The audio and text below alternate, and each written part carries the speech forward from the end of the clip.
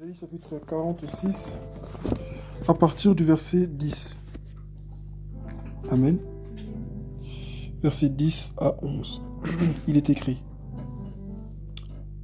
Je révèle dès le début ce qui doit arriver, et l'entends à l'avance ce qui n'est pas encore mis en œuvre. Je dis, mon projet se réalisera, et je mettrai en œuvre tout ce que je désire. C'est moi qui appelle de l'Est un oiseau de proie, d'une terre lointaine l'homme malgré... Non, c'est moi qui appelle de loin un oiseau de proie, d'une terre lointaine un homme chargé de réaliser mon projet. Ce que j'ai dit, je le ferai arriver. Ce que j'ai prévu, je le mettrai en œuvre. Amen. Dieu est en train d'assister ce soir. Et quand j'ai ouvert ma Bible, j'ai un peu tourné les pages et c'est sur ce passage-là que le Seigneur voulait que je m'arrête. Je suis tombé là-dessus dans la semaine, mais je l'ai pas lu. Mais je pense que Dieu voulait certainement nous parler ce soir. Amen. Le passage s'explique de lui-même. Amen. Dieu te dit à toi qui doute, qui te pose des questions par rapport à ta destinée. Dieu te dit à toi qui t'interroge, qui te remet en question, qui te dit, mais est-ce que Dieu va vraiment le faire? Parce que des fois, le poids du temps, en fait, comment je peux le dire, est susceptible de détruire notre foi. Amen. L'étendue du temps, le fait de patienter tout en agissant comme le Seigneur nous le demande. Patienter, même en voulant être vraiment actif et régulier et fidèle.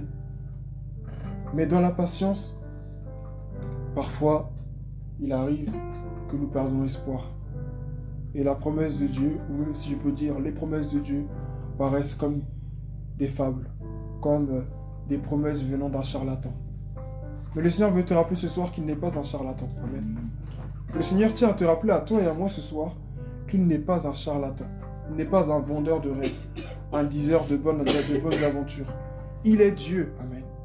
Et quand il a dit que la lumière soit, la lumière fut.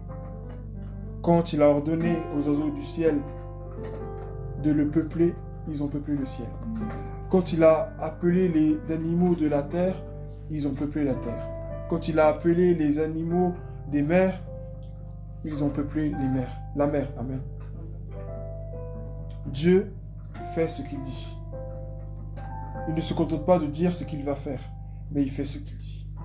Et il n'avait pas encore d'être humain à qui il avait fait de promesses, que Dieu avait déjà démontré dans le livre de la Genèse, que ce qu'il dit, il le fait. Amen. Dans sa parole. Lorsqu'il appelle l'homme, il crée l'homme. Amen. Et l'homme apparaît. Lorsqu'il dit que la femme doit apparaître, la femme apparaît. Lorsqu'il dit que les enfants doivent apparaître, les enfants apparaissent. Lorsqu'il dit aussi que la promotion, l'argent, le travail, le mariage, le salut de ta famille, le retour à Christ pour certaines âmes qui sont, comment on peut dire ça, rétrogrades, quand Dieu le dit, ça arrive. Et Dieu l'a dit, ça va arriver. Dieu a un projet sur ta vie. Dieu a un projet avec toi. Et ce n'est pas un projet qui est relié au calcul humain. Nous, les êtres humains, on peut se tromper. Amen. On peut se tromper. Les médecins disent que l'enfant qui va arriver aura un handicap. Et puis au final, l'enfant arrive en bonne santé. Et des fois, ils disent que l'enfant va très bien. Et au final, l'enfant arrive avec des problèmes auxquels on ne s'attendait pas. L'être humain est faillible. Amen. L'être humain est faillible, mais pas notre Dieu. Il dit au premier verset, il dit, « Je révèle dès le début ce qui doit arriver. » À qui il le révèle? À ses enfants. Amen. À ceux qui ont une relation avec lui. Amen. À ceux qui ont son Saint-Esprit. Amen. Dieu parle. Et certainement que toi qui m'écoutes ce soir, Dieu t'a déjà parlé. Dieu t'a déjà dit des choses concernant ton avenir, concernant ta destinée. Peut-être qu'aujourd'hui, les choses ne semblent pas être très claires, mais cependant, Dieu a parlé. Et ça doit être suffisant pour nous donner la foi. Ce n'est pas un être humain qui a parlé. Même s'il s'est peut-être servi d'un être humain pour le dire, sans doute. Mais c'est Dieu qui a parlé. C'est Dieu qui a parlé. Parce qu'il y a des choses qu'un être humain ne pourrait pas dire. Si il devait se fier à sa propre intelligence, il ne pourrait pas le dire. Et lorsque nous entendons la parole de Dieu qui sort de la bouche d'un être humain, nous reconnaissons la voix de Dieu parce que nous savons que seul Dieu peut dire ces choses. Jésus pouvait dire au paralytique, tes péchés te sont pardonnés. Les chefs de la loi étaient outrés, étaient choqués. Et ils lui ont dit, comment peux-tu le faire, tu blasphèmes et tout. Et Jésus leur a dit, quel est le pire d'entre les deux? Dire, tes péchés te sont pardonnés ou lève-toi et marche. Jésus seul a le pouvoir de pardonner. Et d'un seul mot, il change toute chose. Nous devons croire en sa parole. Il dit ici, je révèle dès le début ce qui doit arriver. Et longtemps à l'avance ce qui n'est pas encore mis en œuvre. Des fois, nous prions pour des sujets. Et nous oublions que Dieu nous a déjà révélé comment les choses vont se finir. Rappelons-nous de ce que Dieu nous a dit. Ce soir, le Seigneur veut te dire, rappelle-toi de ce qu'il t'a dit. Amen. Parce que Dieu tient ses promesses. Rappelle-toi de ce que Dieu t'a dit. Rappelle-toi dans tes souvenirs, les rêves, les songes, tout ce que Dieu t'a dit. Rappelle-toi de ce que Dieu t'a dit. Ce n'est pas parce qu'aujourd'hui, tu n'évangélises plus comme avant, ou parce que tu ne pries plus comme avant, que les promesses de Dieu ont changé. Ce n'est pas parce que aujourd'hui, peut-être tu as péché, que Dieu va se dire, ah mince, je regrette d'avoir misé sur cette personne. Dieu n'est pas comme nous, les êtres humains. Et il est vraiment temps que, au stade de notre vie chrétienne où nous sommes arrivés, que nous adaptions notre manière de regarder notre vie en fonction de la manière dont Dieu la voit, en fait, tout simplement. Amen. Regardez notre vie comme Dieu la regarde. Regardez notre situation comme Jésus la regarde. Lorsqu'on invite Jésus quelque part et qu'on nous dit que la personne est morte, Jésus dit que la personne dort et qu'il va la réveiller. Amen. Alléluia. Le langage de Dieu est toujours différent du nôtre. Et il est vraiment temps que nous adaptions notre langage à celui du Saint-Esprit qu'on a. Qu'est-ce qu'il te dit lorsque tu es seul dans ta chambre avec lui? Qu'est-ce qu'il te rappelle? Qu'est-ce que Dieu te dit personnellement? Il dit, je révèle à l'avance. Donc, c'est-à-dire en fait que personne ne peut être surpris de ce qu'il fait normalement. Parce que s'il nous le révèle à l'avance, nous sommes censés être au courant. Mais le Seigneur veut te rassurer, il dit, et longtemps à l'avance, je révèle dès le début ce qui doit arriver, et longtemps à l'avance ce qui n'est pas encore mis en œuvre. Ce qui n'a même pas encore pris forme. Ce simple verset nous rappelle déjà la Genèse. Amen. Là, il nous dit qu'au départ, il n'y avait rien, il n'y avait qu'une masse informe, l'esprit de Dieu planait au-dessus des eaux. Il n'y avait rien. C'est lorsque Dieu a commencé à parler que quelque chose est venu, que la terre est apparue, qu'il y a eu ce que le monde aime appeler le Big Bang. Amen. Amen. Amen. C'est à partir de ce que Dieu a dit que tout a pris forme, que l'inexistant est devenu existant, que l'invisible est devenu visible. Peut-être qu'aujourd'hui, la promesse que Dieu t'a faite semble être invisible, semble être lointaine. Mais si Dieu te l'a dit, assieds-toi confortablement. Regarde le spectacle que Dieu te réserve. Regarde comment Dieu s'y prend. Des fois, même dans les petits détails, tu vas voir qu'il y a un changement. Lorsque tu vois une plante et que tu l'arroses, elle n'aura pas une forme gigantesque sur le champ. Au début, il y aura une petite tige. Au début, tu ne verras rien parce qu'il y a les racines qui sont en train de se former dans la terre.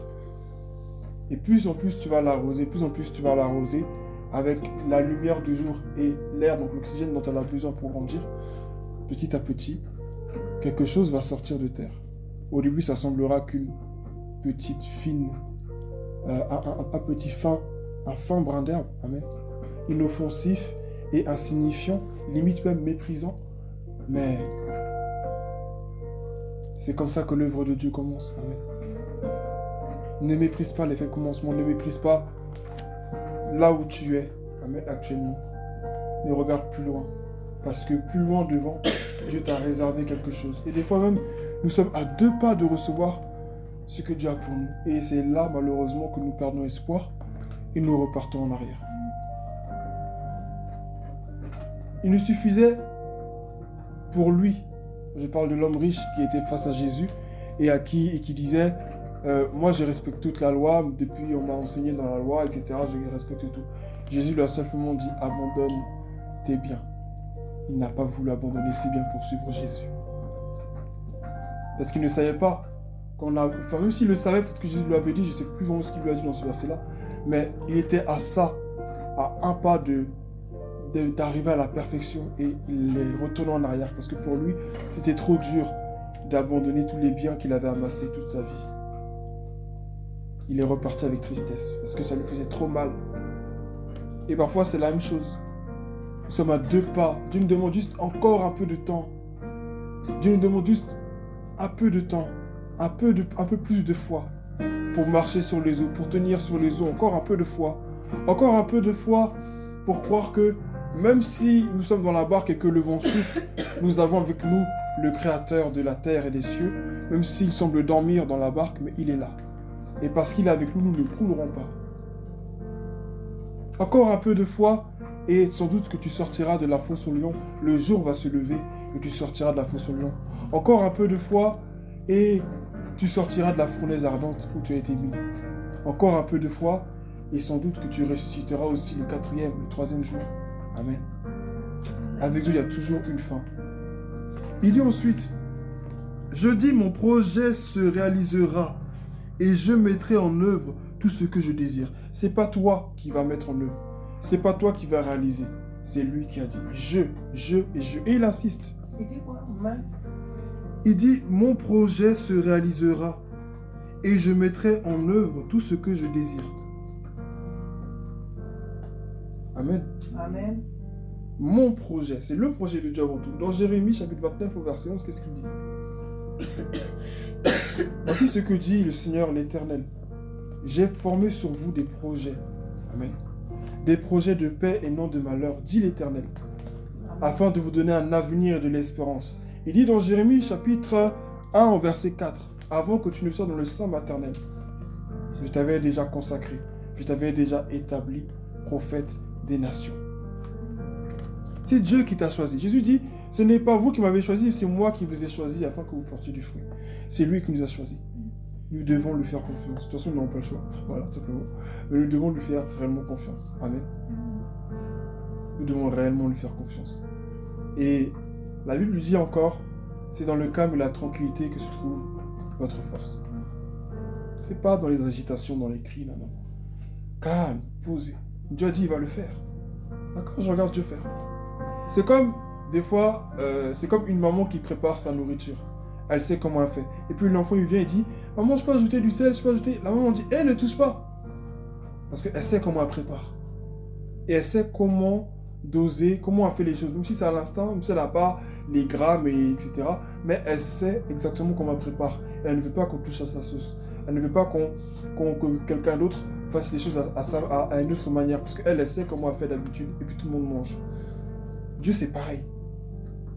Notre vie, c'est la sauce de Dieu. Notre vie, c'est la cuisine de Dieu. Laissons Dieu faire son travail. Arrêtons de vouloir intervenir. Arrêtons de vouloir nous mettre entre Dieu et les situations. Non, mais c'est comme ça devait se passer. Dieu connaît la fin de toutes choses. Amen. Amen. Dieu connaît la fin de toutes choses. Je vais finir là. Il dit, c'est moi qui appelle de loin, de l'Est, un oiseau de proie, d'une terre lointaine, l'homme chargé de réaliser mon projet. Ce que j'ai dit, je le ferai arriver. Ce que j'ai prévu, je le mettrai en œuvre. C'est moi qui appelle de l'Est un oiseau de proie, d'une terre lointaine, l'homme chargé de réaliser mon projet. C'est Dieu qui appelle. Franchement, ce soir, prends ta part. Peut-être qu'aujourd'hui, tu n'es pas là où tu es. Peut-être qu'aujourd'hui, tu rencontres des échecs, des moments bizarres, tu ne comprends rien. Tu ne ressens même plus la présence de Dieu comme avant, tu ne ressens plus trop. La vie chrétienne, ce n'est pas une affaire de sensation. C'est une affaire de conviction. La vie chrétienne, ce n'est pas une affaire de je sens. Et puis quand je ne sens plus, Dieu n'est plus là. Non, mais je sens que non. La vie chrétienne, c'est une affaire de foi. La Bible dit, or la foi, c'est la ferme assurance des choses qu'on espère et la démonstration de celles qu'on ne voit pas. La Bible ne dit pas, or la foi, c'est la ferme sensation des choses qu'on espère et la démonstration de celles qu'on ne voit pas. Je ne dis pas que sentir, ce n'est pas bien. Si nous sentons, nous sommes des êtres humains, doués d'une certaine sensibilité. Chacun a des degrés, a des niveaux différents. Donc c'est normal que nous sentions des choses. Mais Dieu nous appelle à croire, à avoir la foi avant tout. Et la foi ne repose pas sur les sentiments. La foi ne repose pas sur les... est-ce qu'aujourd'hui ça va bien dans ma vie? Est-ce que ça va pas bien? Comme aujourd'hui j'ai mangé, j'ai la foi. Demain, c'est comme les gens qu'on croise au dehors dans l'évangélisation. S'ils ont une bonne nouvelle, Ils vont dire, ah Jésus, ah, amen, oui, je le crois, oui. Mais le jour où ils ont perdu quelqu'un, bon, c'est vrai que c'est dur, hein, c'est pas évident. Mais le jour où ils sont dans un malheur, ah ben non, moi Jésus, même pas, je ne crois pas. Notre foi doit être inconditionnelle. Rappelle-toi de ce que Dieu t'a dit. Rappelle-toi de où il t'a pris. Si de là où il t'a pris dans le monde, il t'a ramené jusqu'ici, crois-moi, il peut t'emmener beaucoup plus loin. Amen. Il peut t'emmener beaucoup plus loin encore avec lui. Il peut t'emmener encore plus loin avec lui. Il peut et il va t'emmener plus loin avec lui. Ne regarde pas ton ministère si tu as assez d'argent, tu n'as pas d'argent. Qui t'accompagne, qui ne t'accompagne pas. Le Saint-Esprit lui-même t'accompagne. Le Saint-Esprit lui-même est ton enseignant. Israël voulait un roi à tout prix. Il voulait un roi, il voulait un roi. Je ne crois pas que le temps était venu pour eux d'avoir un roi. Mais il voulait un roi, il voulait un roi. Ils ont eu Saül. La seule chose qu'on connaît de Saül, qu'on voit et qu'on lit dans l'Écriture, c'est quand il a été disqualifié, puis c'est à cause de ça. Mais Saül, dès le départ, il était déjà dans le faux. C'est ce qu'on oublie.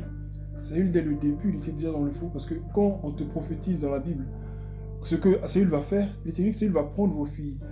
Il va vous exploiter. Vous serez réduits en esclavage sous son règne. Donc Saül, déjà, c'était pas un bon roi. Déjà de base. Mais eux, ils voulaient un roi à tout prix.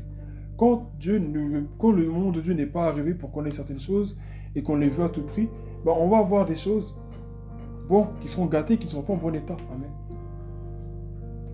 Patiente encore un peu. Et tu vas voir la gloire de Dieu. Rappelle-toi de ce que Dieu t'a dit. Parce que c'est Dieu qui t'a appelé. Que son nom soit béni. Amen. Amen. Que son nom soit béni.